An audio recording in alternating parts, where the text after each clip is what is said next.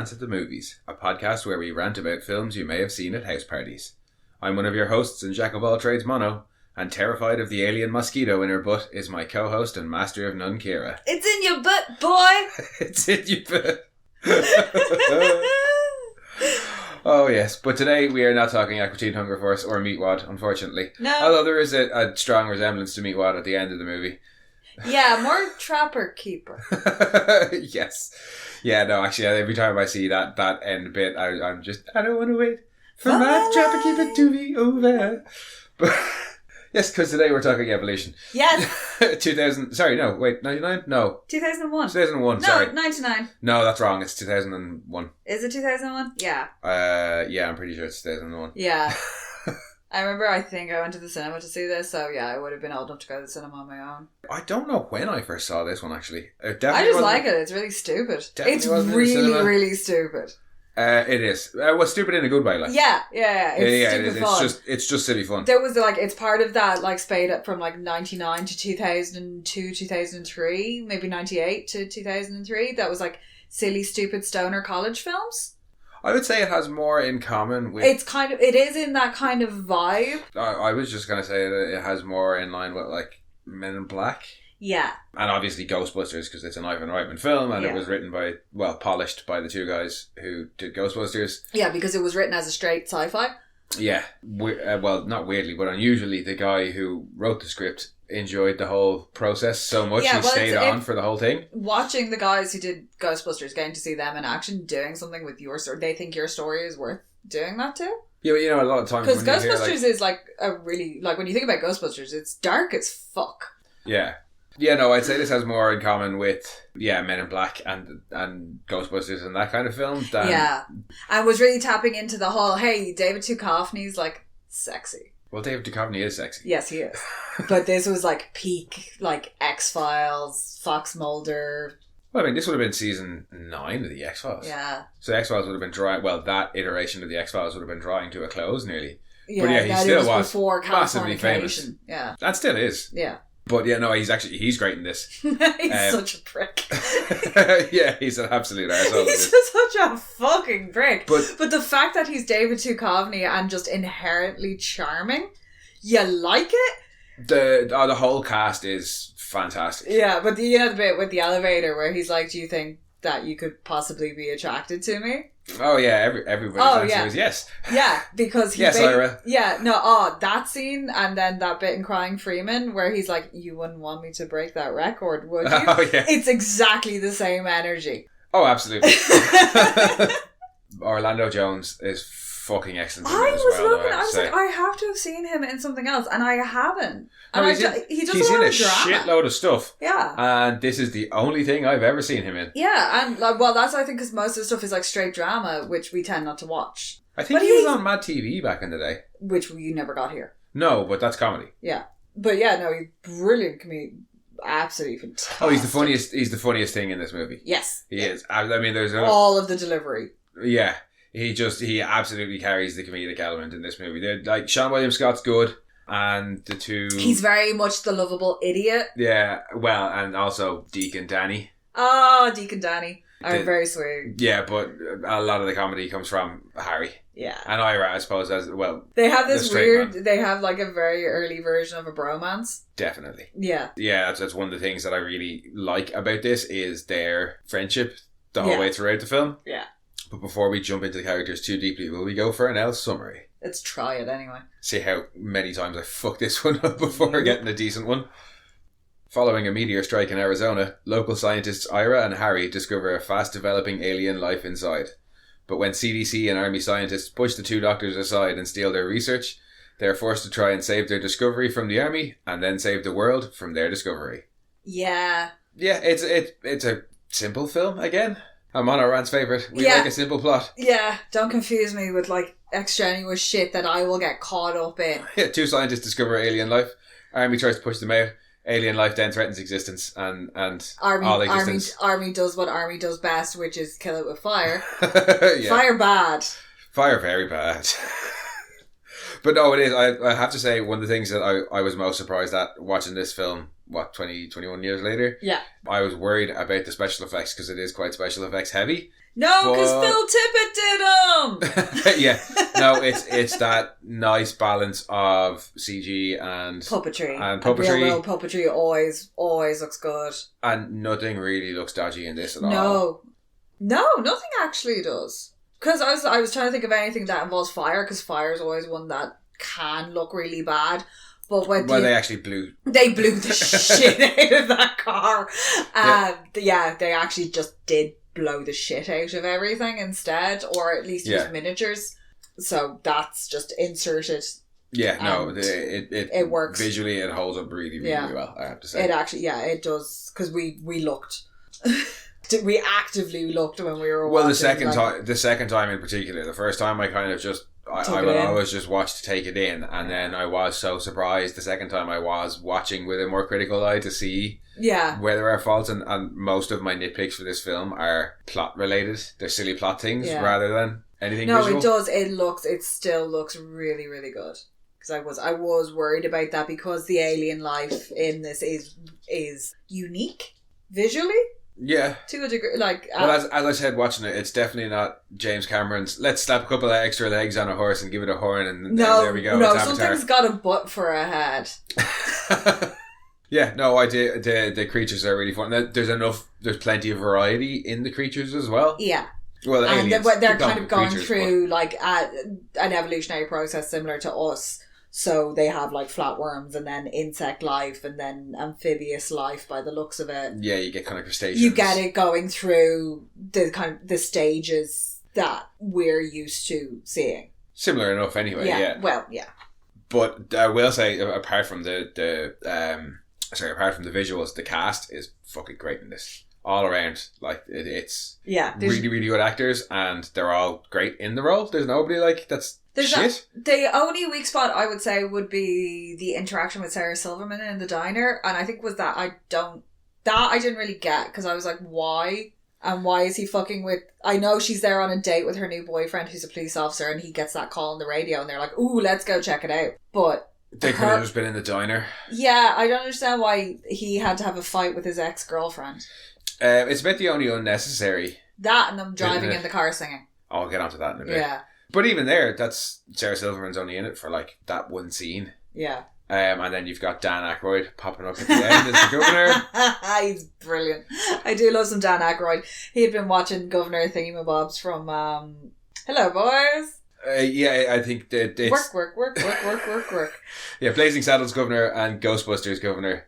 Kind of smashed together. And part Dan Aykroyd just smashed together. And a little bit of the prison governor from Stir Crazy. A little bit. With the big fur coat and the bedding on them all. It's all excellent though. Yeah. They went, here's some scenery. It's your lunch. Oh, no, I don't think he'd shoot well. I mean, it's no Dan Frank Langella. It's Dan Aykroyd, so he can do it with class. Yeah. And you've got Ty Burrell in his first looking like a fucking haunted ventriloquist dummy. Good God, that man's face is scary, and he has this semi-permanent smug smile, but whatever way the smile holds, it gives him these weird lines that make him look like a puppet mouth. And it scares me. Yeah, he's not overly creepy looking. He's definitely a smarmy git. Oh the yeah, whole way throughout it. He's an absolute he's an absolute brown nosing suck up to the general played by fucking Buffalo Bill. I've forgotten the actor's name. Help me out here. Ted Levine. Yes, yeah. With his fucking Sparks mustache. Yeah. Which does not help with the creepy. He's surprisingly hilarious in this. Yeah, no, he plays it well, but the character is probably one of the weaker ones. Yeah. Because he's just angry general who knows Ira from the past. Yeah. But he does, he does well with what he's given. Yeah, no, he's surprisingly hilarious, I think. Yeah. He just, and the fact that everything about it just pisses him off. He just wants to be done with it. He's sick of scientists, and he just wants to be left alone and allowed to blow the shit out of things. Yeah, when it comes to blowing stuff up, he gets very excited. Yeah, he's like, finally something I can get involved in. He put the lotion on the skin. I mean, how many jokes of that kind are we going to allow? I don't know. He doesn't wear women's lingerie in this, though. No, he does not. But we do get a look at, randomly, just completely random look at... Julianne Moore's stockings. stockings. At Dr. Reed's stockings for no reason. Falls in the door and none of them help her pick up the shit. No, she falls over a lot and nobody helps her any Ever. of the times that she falls over, I think. I kind of feel like the one where she shuts the car door wasn't scripted because that's really hard to do. Well, that was a choice by Julianne Moore to add the clumsy thing to the character, and it was probably a good choice because... I, as somebody who does walk into things a lot... Oh, you are the clumsiest. Yeah, if you're within 7 foot of me, you're in danger. But I have done the whole gotten embarrassed by something and tried to walk off and gone straight into a door. Oh, yeah. I've done that several times. That's your specialty. Yeah. Pull and push doors that aren't clearly marked are my nemesis. But why? Also, sometimes automatic doors because they don't open in time. Why the stocking? I don't know. It just was kind of creepy. And it would just seem like an opportunity for them to make a really pervy remark. I know we're watching this now and being like, that was really pervy. Probably at the time, everyone would have been like, ooh, Julianne Moore's like... Yeah, but they never... Sexy scientist. Yeah, they never really go anywhere with it again. Yeah. I mean, the two obviously kind of have a sexual tension between them, and then there's relationship developing stuff going on. Don't really care about that. But you didn't need for him to see her stockings when she fell over to establish any of that. Yeah, it's weird. Yeah, there's one or two things that were like... Especially considering... Choices. Grab the DVD cover there, because the way she's described on the back is just weird. Government scientist Alison Reed gets involved and goes head to head with the local scientific duo. Maybe it was the IMDb summary that was stupid about it. Oh yeah, here we are. Sorry, it was the IMDb one. Oh, of course it was. A firefighting cadet, 2 college professors, and a geeky but sexy government scientist. Wait, why is she geeky? She's just... Intelligent. Yeah, she's just a CDC scientist. She's not like, okay, yeah, she's got the clumsy thing going on, but she's not socially awkward or anything like that. Like, well, I don't get why they're calling her geeky. She's a scientist. Yeah, Is that the only reason? And I don't get why they're calling her sexy, other than because at one point we see her... I'm not saying Julianne Moore is ugly by any means, but... it's very much that whole male gaze. Looking at it now, choices would be made differently. Yeah, because then for the rest of the film, like, she's the sensible scientist. Yeah, I don't know why that was there. There's one or two things that you look at and you go, And she's quite empathetic as well, because later on in the film, when they have their kind of break-in and they get caught, she's like, why would you risk your safety and your best friend's life for this? Yeah, and stupid. she tries to kind of figure out what he's doing, and that's when they end up not working together, but like she's a lot less antagonistic towards him after that point. Yeah, well, she's seen how much of a dick the fucking general is. Yeah. Because the man is an asshole. But I mean, no less of an asshole than Ira himself. Yeah, Ira Kane is just a prick. Yeah. He's an ex-government scientist who now teaches in a community college, and he is bitter. Yeah, well, I mean, your introduction to him is him saying that basically, I don't get paid enough, so I couldn't be arsed grading all of your papers. So now, in fairness, what was it, $17,500 a year for a community college professor. Ugh. Yeah, no, professors are not highly paid in America. I mean, not that they're amazingly paid over here, but... Yeah, no, that's shit. Yeah, they don't pay any of their educational professionals properly over there, whereas we just don't pay our teachers properly. Yeah. If you're a professor, you get paid pretty well. Well, it depends how high up you are. Well, yeah. But, yeah, he's like, no, I get paid fuck all, so everybody gets an A. Except for the 2 boys. Yeah, and then the 2 guys who don't get an A, he's like, I'm going to embarrass the fuck out of you in front of everybody. They got a C-. They passed. They kissed the teacher. Oh, well, they do high five then afterwards when they find out why they don't. They're like, fair enough. Yeah. You still passed though. But yeah, no, he is kind of an asshole for quite a bit, particularly in that scene with Sarah Silverman as well. Yeah. It's just like, I'm just going to bitch out my ex because she's here with her new potential boyfriend, or I don't know whether they're not supposed to be together or on a date or whatever, but he's an ass. Yeah, he just hates everybody. And I mean, you can kind of understand why he's bitter, because he was like science boy, wunderkind, That's the impression that you get when he's talking about his previous career. He was like, oh, I had it all. I could have been a contender. I could have been somebody. And now I'm just stuck in this podunk college kind of thing. I'm still hung up on the whole how he got dishonorably discharged for what he did, because I was like, isn't that his job? Yeah, so there's a bit where you find out why he was discredited and kicked out of the army scientist stuff. Was it the amount of soldiers he gave the vaccine to? Because it was like But surely- 150,000 or 15,000. It was a considerable So quantity. 140,000 soldiers. It was a did this. considerable quantity. Got this, like, how did it get that far? What was it again? It was an anthrax vaccine. Yeah, it was an anthrax vaccine, and there's horrible side effects, and the list of side effects are hilarious. and it Also, leads to some thinking hilarious... about it now, it would probably, if it had come out a couple of months or the following year, it wouldn't have been an anthrax vaccine. No. No.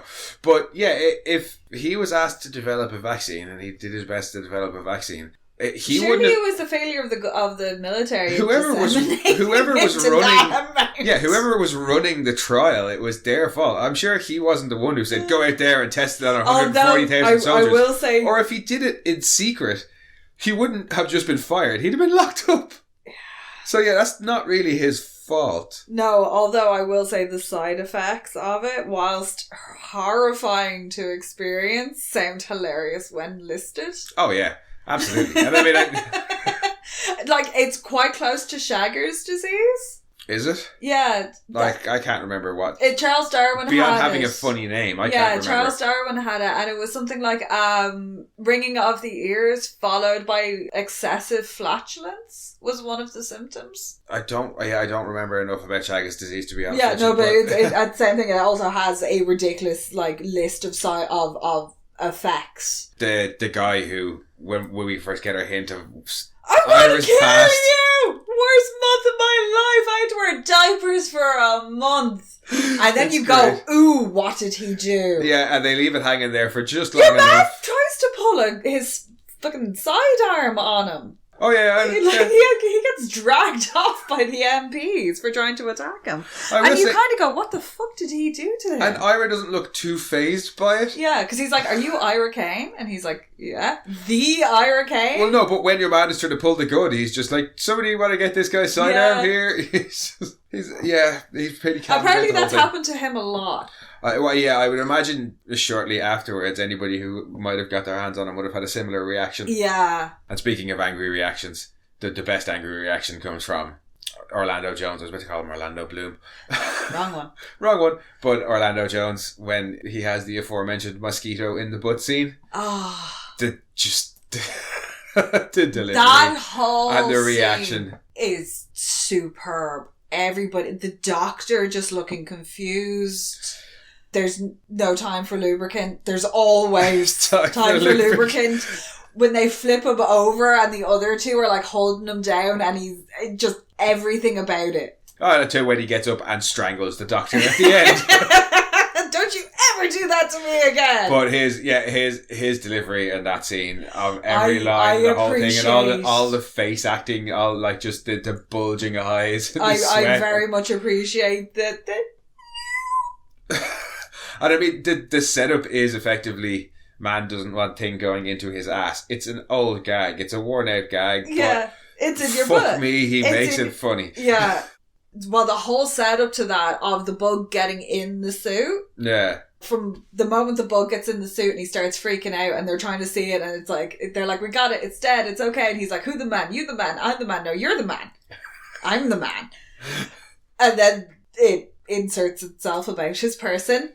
The two of them have David Duchovny and Oh, Orlando the bands. Jones. They have such good chemistry on screen. You believe that friendship, and the back and forth between them is just brilliant. Yeah. The way Harry keeps winding him up over Reed and like dancing around him and dancing behind him when he's like walking around like hip thrusting behind him, and I was like, know stop you're that. I know doing you're doing that." it. I'm not looking at you, but I know you're doing it.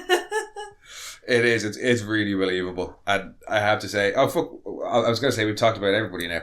Haven't talked about poor old Sean William Scott Oh, as the idiot. as the idiot cadet firefighter or wannabe firefighter. Who also works part-time as a country club. But hey, he's got a job, fuck it. And it's Oh, God bless him. Oh, God love him. He's just trying to practice. Yeah.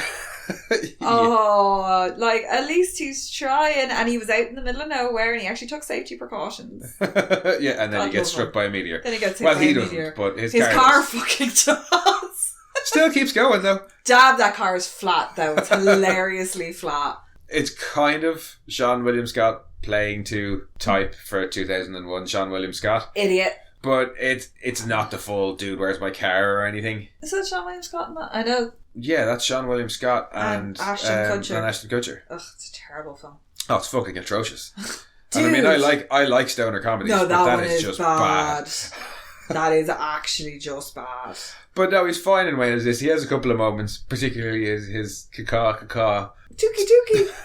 Although I need to get the clip of him singing. You are so beautiful to me. To try and lure the dinosaur. Because at this point, it's a dinosaur. I don't care what anybody says. Why are people fucking watching it? Like, ooh, look at that. It's pretty. No, run, bitch. Yeah, the reaction of some of the people in the mall to the dinosaur, to the flying dinosaur, no Yeah. less. No, bitch. It's a bit understated. Run. Yeah, I'm not waiting around to see what it is. Yeah, it's Gone. got teeth. And it can pick up a person and fly with them. Why aren't you running now? Some of you have small children that are easily picked off. No, you guys stay. Yes. Oh, we get another monster that eats the rich in this as well. Yes, it does enjoy eating the rich. Because that's what kind of brings Sean William Scott's character Wayne back into it. Yeah. Later on in the movie is that a country club manager who's having what it seems like is having an affair, or at least... No, he's not the and at manager. least- He's just like a patron. He's just a member of the country club. Is he? Yeah. Oh, I thought he was supposed to be the manager. No, Did he he's not just- say he's the manager? No, he's just... Oh, no, like- just as a dude at my country club got eaten last night. Yeah. He's having it off with someone and he said... Anyway, he's some rich prick that gets Yeah. eaten by a monster. Yeah, and we he's love setting up that a nice here. little picnic though. He is setting up a nice little picnic. Yeah, and then he gets chased down by that little thing that actually kind of looks like if Mr. B was a reptile. Because it's as chunky as Mr. B. Mr. B is a cat, by the way. Yeah. He's a chunky cat. He is a chunky cat, and I kind of thought he would look like some sort of weird alligator dog thing. Yeah, he was kind of cute. You think, I think everything is fucking Yeah, cute. it looked like a weird, fucked up, like, chibly crocodile. Yeah, And but- I think that's adorable. Yes, but it eats the Not, rich. Yes, it does. And that's what's important. Yes, it does. It did look like a baby of the thing from the relic. Fuck yeah, it kind of did as well. But yeah, Sean William Scott's character Wayne ends up bringing it to the two scientist guys who he knows have been investigating the meteorite. Got it in a trash bag. Yeah. But that is pretty much all of the characters in the film. Yeah. It's not a massive cast, but the two lads, Sean William Scott joins them later on. Yeah. And then on your military government side, it's basically just Reed and General Woodman. And his little lackey. Oh yeah, Puppet and boy. Fleming, Ty Burrell, his little lackey, and then, as I said, we get the governor towards the end of the film as a special little treat with Dan Aykroyd. Yes. I wouldn't call it a cameo because it's No, it's not more a than a cameo. No, like, he's in it for a bit. they considered Bill Murray for it. Yeah, you can see it as a Bill Murray role. I can see Bill. Yeah, Dan Aykroyd's great in it, but there was a whole not alternate cast, but like when I was in the trivia, it was like this person was considered for the role, this person was considered for the role, Yeah. and with the exception of Bill Murray, none of them really make any sense to me. Who else was there? So for Ira Kane, they were thinking either John Cusack or Leo DiCaprio. John Cusack could pull it John off. Cusack, yes, especially for around the time Yeah. he had been leading a few Leonardo of his own DiCaprio, films. 2001, no, too baby faced, way too young, basically, because that was like the beach Yeah. era. Way too young. And then for Wayne, yeah, considering he was too young, for Wayne, they were considering Michael J. Fox. No. Bear in mind what Michael J. Fox looked like in The Frighteners. Oh, yeah. Add 5 years onto that. And he's Yeah. playing a guy who works in a country club and is trying to be a firefighting cadet. No. No, don't see that one either. For Harry, they were considering Will Smith, but... Will Smith was big in 2001. Oh yeah, and Will Smith could have done it, but after Men in Black, it would have probably been a bit too samey. And Independence Day, which had a very similar kind of... Yeah. It's almost closer, I think, to Independence Day character-wise, the Yeah. way Orlando Jones plays it. Instead of Julianne Moore, Jennifer Aniston. No. No, don't like that one either. And She's not acerbic enough. No, and nowhere near the level of actress of Julianne Moore either. No, but there's certain lines in this that are just so sharp. And then one that was, not that I disagree with it, it's just a bit out of left field for General Woodman. Robbie Coltrane. Yes, have a massive... R.I.P., by the way. Yeah, massive Scottish bloke. Okay. Yeah, that was a weird one. Robbie Coltrane had quite a thick accent. Like, even with it... Would that not also have been the same year as the first Harry Potter film? First Harry Potter, yeah. So yeah, that would have been... Mind you, Hagrid's not... Hagrid, that's like the film that has like the most Hagrid. That would have been... I feel like that would have been an entirely different movie if they had all that cast. Yeah. But so long as they always planned on having Phil Tippett to do the creatures. Oh no, wait, he was still in Cracker all the way up to 2000. Oh no, Philosopher's Stone was 2001. But yeah, no, I'm glad that Phil Tippett Studios was always involved because the creatures are just so much fun. They also have like especially the one that eats your man in the golf course. Yeah, has a look of easily translated into a toy because it's got the big pointy outy teethy. It's like how a kid would draw an alien monster. When you look at it, it does have that like where it tugs at that bit of you when you were a kid of what you wanted aliens to look like the one with the butt for a head. If this film was made in 1991, I would absolutely say that a lot of the creatures were designed for like toy lines because they could very easily have been. But it has absolutely that childhood nostalgia of like the kind of like, especially the one with the butt on the back of its head. It's like stupid things you draw, like you think of an alien when you're a kid. There's the one that has the two heads. Oh, the puke me poo you.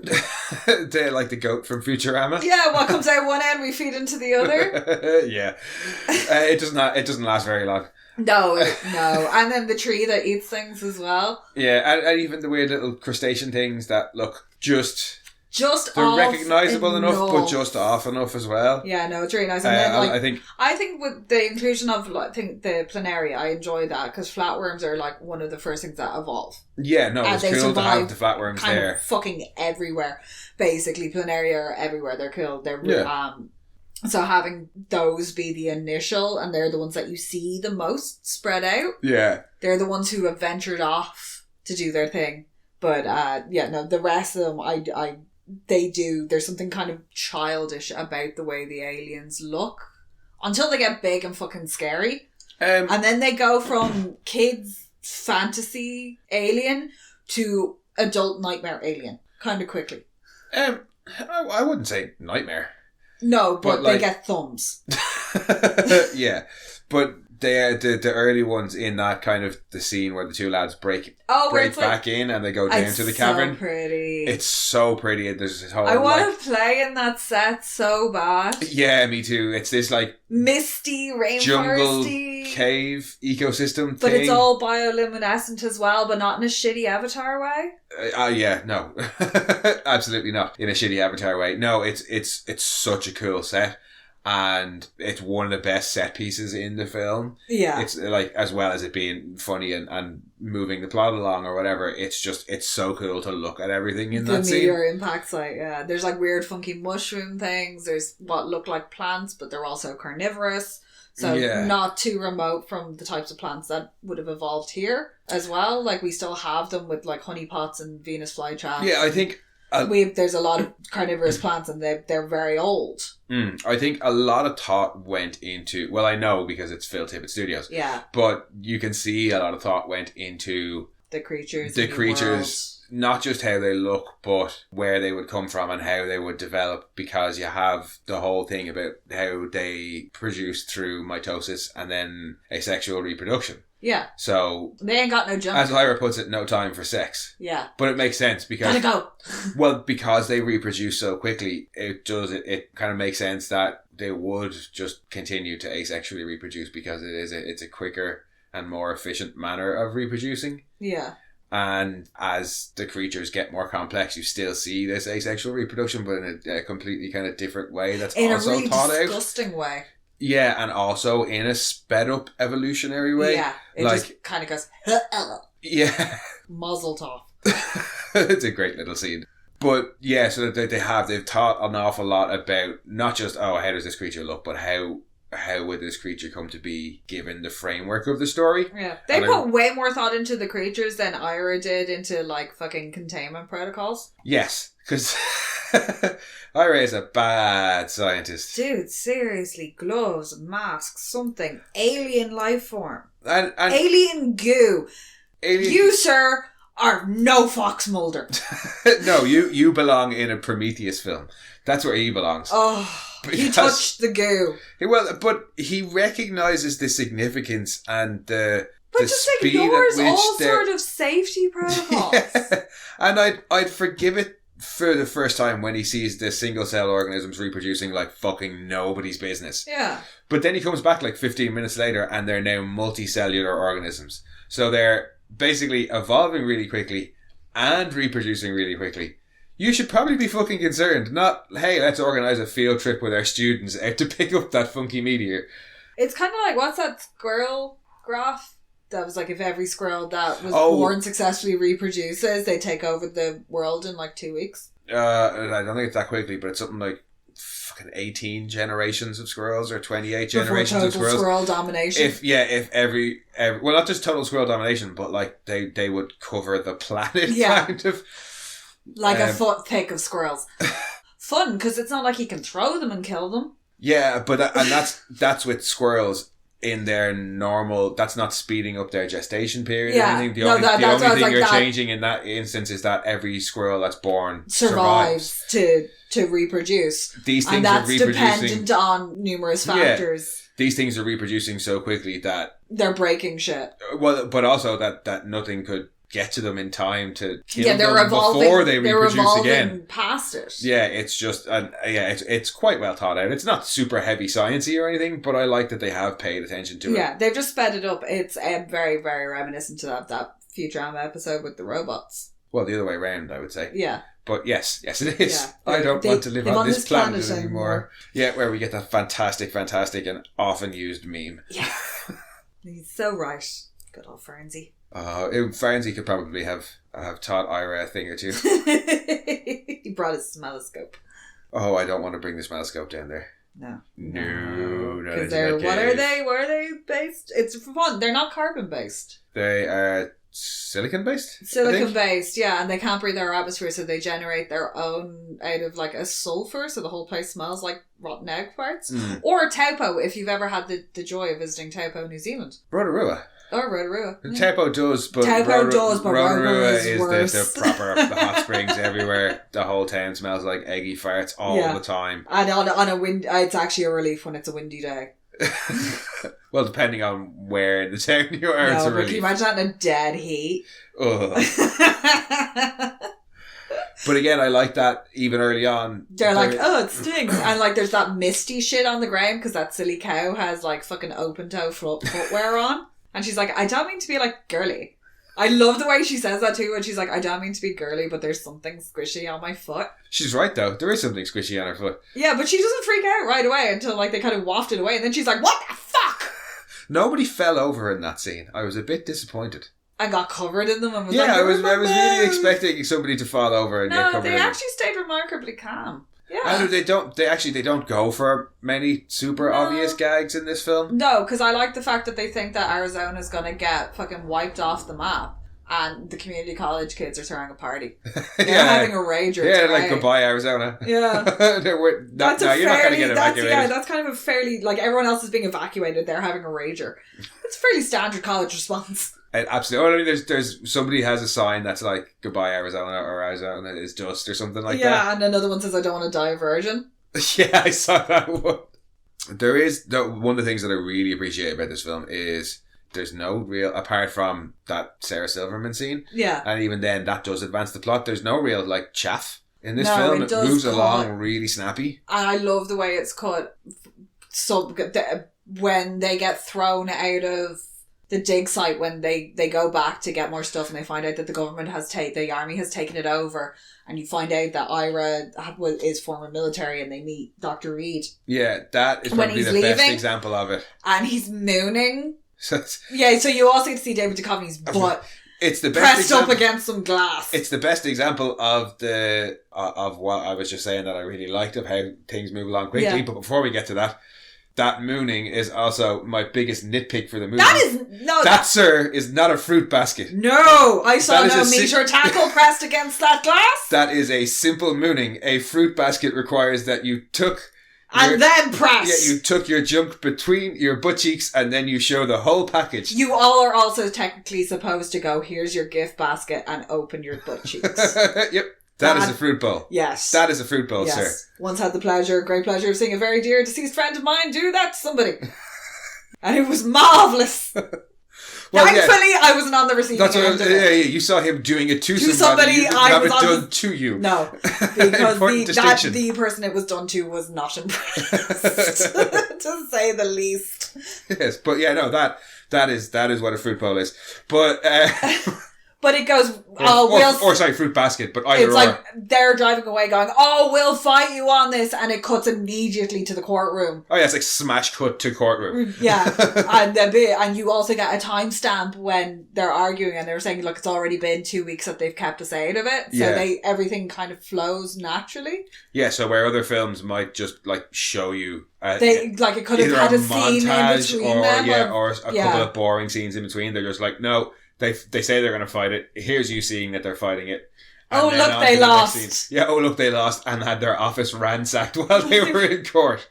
And that, again, moves on that's what spurs them on to breaking in, and everything just moves so snappily throughout it. Yeah, everything has a reason. There's no kind of superfluous scene that's just shoehorned in. Except for play that funky music, white boy. I feel I really, really thought that when they pulled back, there would be a trailer with that freaking thing on it. Yeah, and I feel like somebody forgot something that day or something. So they've why? It immediately follows a scene where they've killed a monster. Yeah, alien, and whatever. It's a big monster, and it's a big enough one. And it cuts to the three lads driving in the Jeep, really close, listening to play that funky music and being all happy and jovial and dancing around the place. And this is when shit's still pretty serious, gotten pretty serious in the film. Yeah.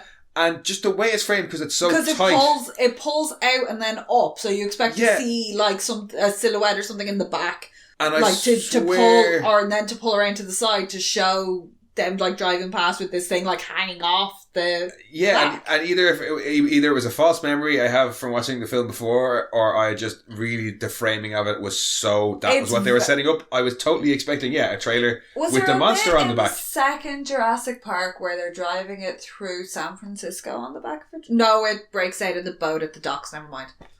There's definitely some scene in some film where a monster or really big animal. Maybe it's fucking Lake Placid. It might be. Future episode, so we'll find out pretty soon whether or not it is Lake Placid that we're thinking of. Something big on the back of a lorry. People help. Just the way that scene is framed, it's missing a trailer. And all they're doing is driving back to the military base, and they say that's where they're going. So that I don't understand why it's in there. Yeah. And they go back to taunt them as well and be like, oh, well, you missed the thing that's on my lab table. And it would have been perfect to be like, you missed this bastard. Yeah. And the thing, not only did you miss this fucker, you missed the smaller one. Yeah, look what we've got outside. What are you doing? It was a weird one. It's the only, because at least the Sarah Silverman scene adds some plot development. Yeah, that's the only bit that adds nothing. And it's the only scene that I would say the film could do without. Yeah, maybe it was. They were like, shit, we're actually we're under 90 minutes. Put that scene back in and it'll put us to 90 minutes and 30 seconds. Dan Aykroyd going around being Dan Aykroyd, please. Yeah, I'm sure we could have gotten an extra minute of footage out of Dan Aykroyd. Pictures of him being the mayor doing no. There was actually being the mayor, being the governor, and having the fishing pictures of him holding up one and posing with it. And there's an unused. They say it's an alternate ending, but you could have just tacked it on. Yeah. Where it looks like Harry's been impregnated by the alien mosquito. I'd much prefer to see that at the end of the movie. Of him being all worried about being pregnant than to play that funky music bit. Yeah. It's probably one of the only bits that I don't like. Yeah. No, it is. It's very weird. Are there any bits that you don't like or really do like that we haven't mentioned? Sorry, my brain stopped. Your brain often stops mid-record. I kind of like how the army aren't really the bad guys until they are.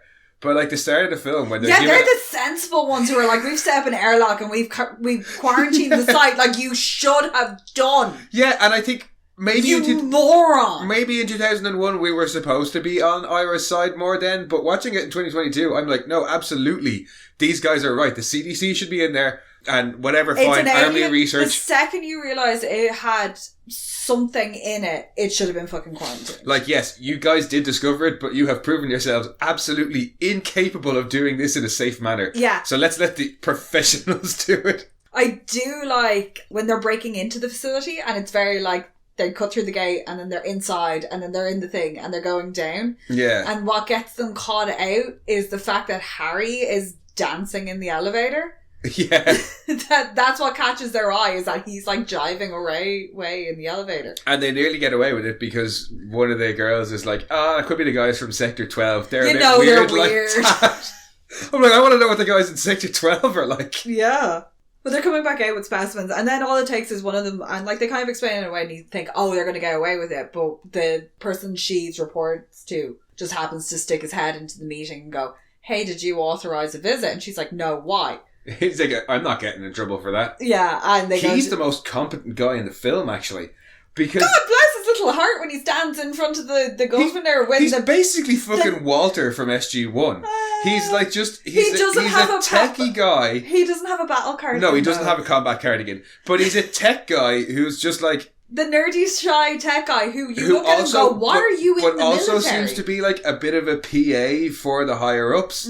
And he's Walter. Yeah, and he does his due diligence. He's like, I don't know if they're supposed to be down there. The other girl says, maybe it's these other guys, but I'm going to make sure. Yeah. And then, when there's a whole load of fucking guys with like AK-47s and shit, or well, probably not because it's the American Army, but with like automatic machine guns. Yeah. This guy pulls out a pistol and defends the governor on his own. Yeah. He's a badass. Does he even have a name? Yes, he probably does. He does, but I can't remember what it is. But yeah, he's the most competent person in the whole film. No, I just really enjoy that whole sequence of them breaking in, and he's like, hey, where'd you get the uniform? And he's like, well, I used to be a colonel. I used to be a colonel. This is my uniform. The way that all runs together. Yeah. So they break in, they get into the facility, way too easy. Yeah. Get down into it, and you're like, oh, okay, maybe they'll get caught trying to get out. Nope. Then they get caught hilariously on the cameras. Yeah. And then there's that whole confrontation down there as well, because they don't even wait on them coming up. They all get suited up and go down to shout at them. Yeah. Instead of just waiting on them coming back up. This was what I said at the start. I just thought it was really, really funny that they'd go down and then have an argument in this cavern. But at the start I said there's a whole lot of little story things that you could nitpick if you wanted. And it's silly fun things like that. Yeah. Like why did they do that? And you can let it break the movie for you if you want. Yeah. And you can be like, no, that wouldn't actually happen. Or you can just go with it and have it be silly fun. Like, we know he's like, he's a stupid bad scientist, but it's fun to shout at the screen and tell him he's a bad scientist. I'm still enjoying the hell out of the movie. So, I had like the nitpicky stuff in my kind of bad section, but none of it is like, none of it makes it a bad film or is like properly negative. Like, we're like the way we didn't understand to play that funky music bit. I love the 4 women in the house because they are fucking delusional.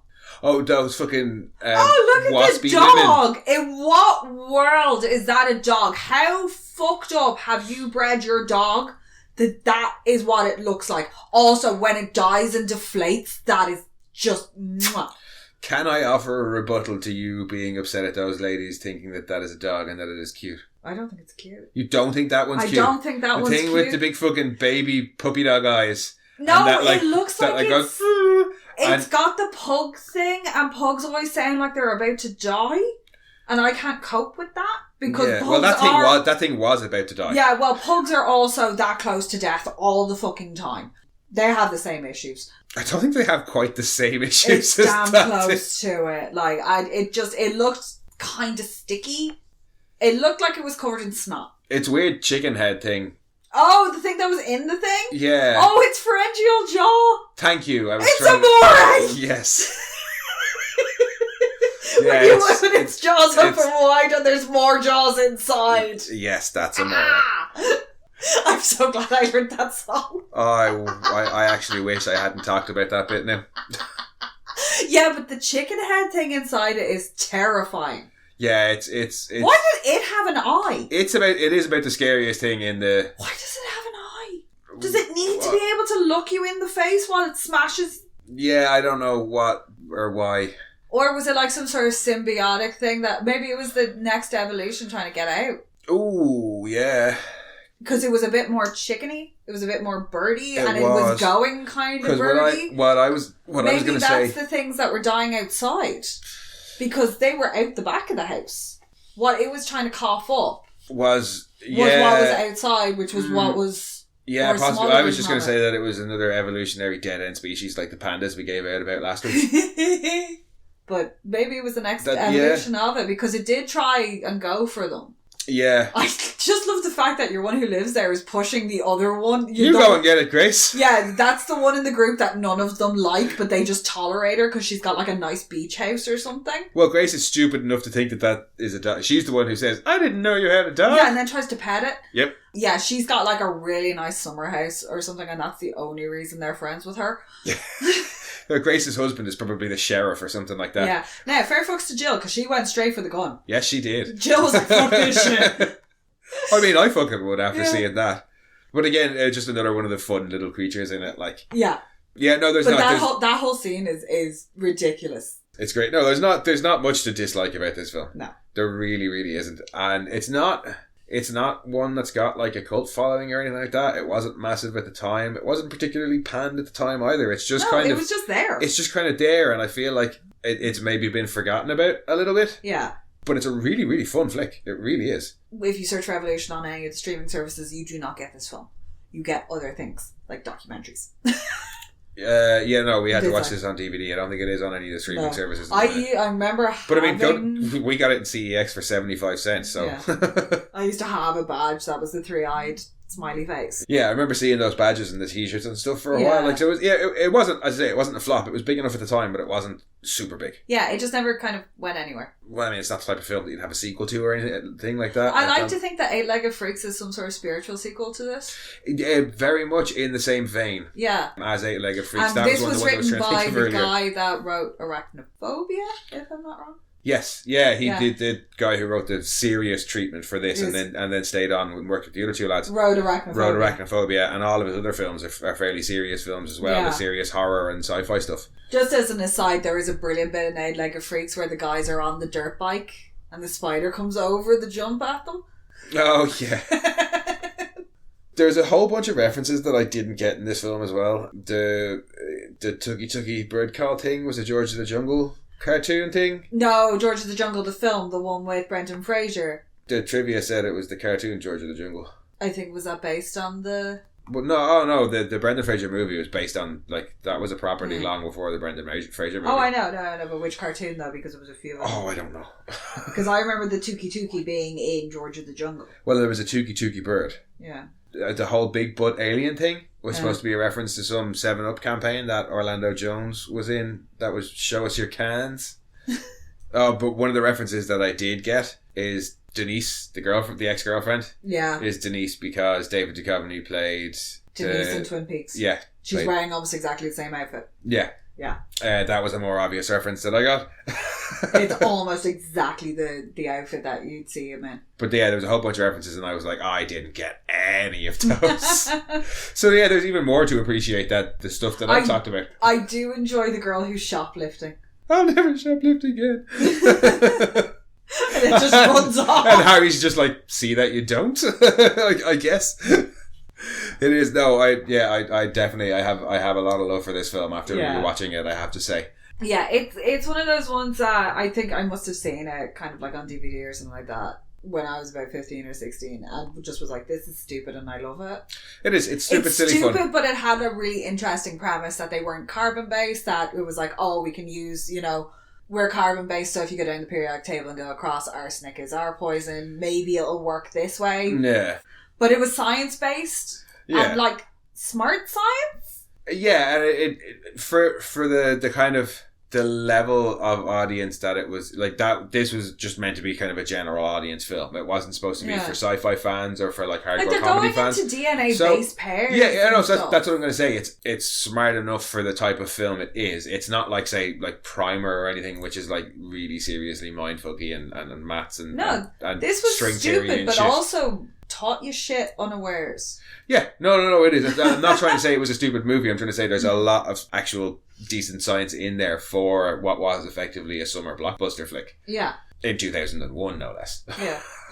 But yeah, no, I would highly recommend this film. Very enjoyable. I mean, Ivan Reitman. So like, it's good pedigree in terms of directors, writers, and cast. The casting on this is phenomenal. It wouldn't work any other way, I don't think. No, it definitely comes with the Mono Rants Recommend stamp, I think. Yes. And if you haven't seen it, go and check it out. And like I said last week, if you have seen it and haven't watched it in ages, go watch it. Go watch it again. It's definitely worth a rewatch. Especially now, nights are getting longer. Oh yeah. It's getting fucking cold. Yep. Watch old films. They're fun. Curl up and watch a silly old movie about aliens invading. And just enjoy it. Exactly. And as for us guys, we will be back next week with possibly Lake Placid, possibly an undecided film. We're not 100% sure yet. But I keep banging on about Lake Placid. Yeah, I know. And you won't let me watch it. I will. I will eventually. I want to watch the big crocodile. But thanks for joining us. Monster got a monster. Monster does got a monster. And we will be back next week because Podcasters got a podcast. Yeah. Thanks for joining us this week, guys. In the meantime, if you want, you can head back and listen to our old podcasts or our other podcast, Mono Rants the Boys. And if you want, you can come and find us over on the socials on Twitter for the minute, at least. Until it implodes. Yeah, we'll see what happens there. But you will. Watching the dumpster fire is fun. Oh yeah, no, I'm not going to be one of these people who's like, nah, Elon and jump ship. I'm waiting. I'm watching. I'm going to watch this shit go down. Absolutely. So I'm going to be standing there poking it with a stick. Yeah, we will be there on Twitter playing as the Titanic sinks at Rantsmono. We probably, even if Twitter collapses, won't get any better at Instagram. No. It involves putting pictures up, which is just an extra step of shit you gotta do. But I mean, if you want to contact us on Instagram, I do get notifications on my phone, so I will see it, but don't expect me to be like uploading shit and stuff, because at the minute, no. Maybe if Twitter collapses. Yeah. But yeah, we're monorants_the_boys on Instagram, and you can send your own rants or just whatever to monorantspodcast@gmail.com. Thanks for joining us, guys. We'll see you all next week. Bye-bye. We are Science Fiction Remnant. This is the Funny Science Fiction Podcast. We are the Caribbean Science Fiction Network. We are Monorants. We are One Accord Level 2 Podcast. This is Jesse from Sudden But Inevitable and Open Pike Night. This is sci-fi.